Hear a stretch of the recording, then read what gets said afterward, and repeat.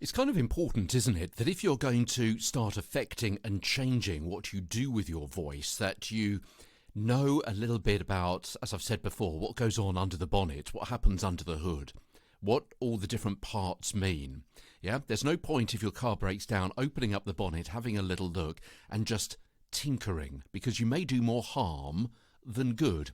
If you know how it works and what the possible problem is, you can not only correct a problem, but perhaps do a little bit of a tune-up confidently and competently. Yeah, and it's the same with your voice as well. That's why we're spending so much time at the beginning of this series of podcasts, Get a Better Broadcast, Podcast and Video Voice, learning the voyage of the voice, as I've said before, from lungs to larynx to lips, and we're near the lips at the moment. And a little bit later on in our podcast series, we're going to be looking at scripts, script writing, because how you write a script means affects how you're going to be reading it as well.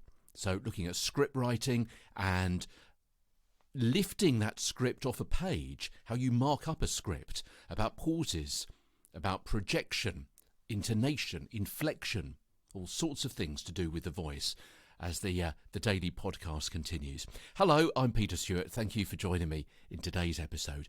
Yesterday, we talked about the velum, the soft palate, which alters how sound produced by your larynx is diverted mainly through your mouth or, to a certain extent, a limited extent, through your nose as well.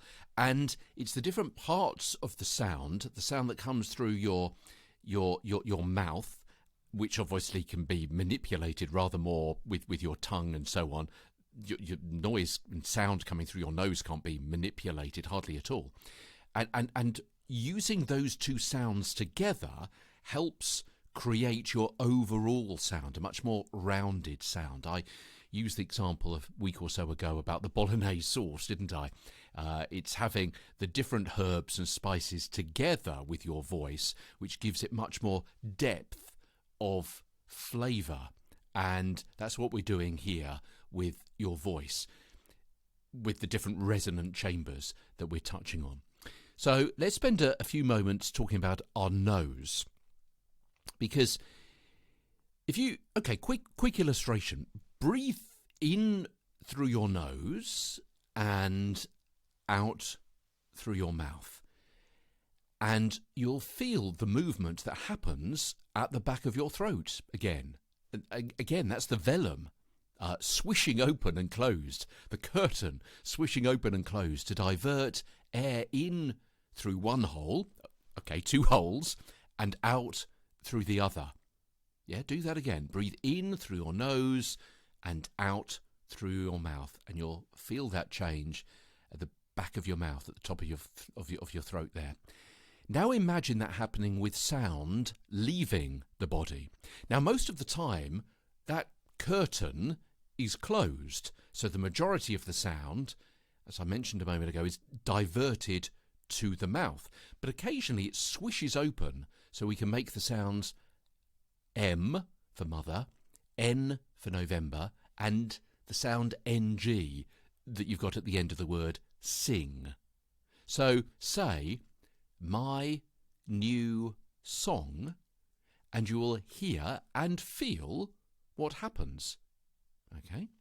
Try that for me. My new song. Now, I'm going to ask you to say that phrase again, but first of all, pinch your nose and say the phrase again.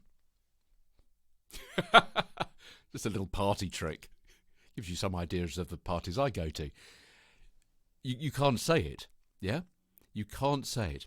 We instinctively use the palate to divert air to the nose or mouth to create different sounds, depending on our culture and our dominant language. Different languages use different amounts of sound through the mouth or the nose. You will have heard how differently the sound of a voice is in spoken British English versus French, which is much more nasal, as we know, or even between different accents of the same language, whereas a standard British English is more oral in its sound.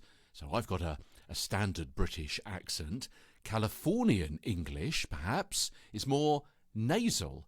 Australian and New Zealand accents are generally different again. Yes, because of their articulation, which we'll come to in a few weeks' time, but also because of where the aired sound is being channeled to begin with. I'm Peter Stewart. Thanks so much for listening. Don't forget to tell other people as well about the podcast, Get a Better Broadcast Podcast and Video Voice, and the accompanying book.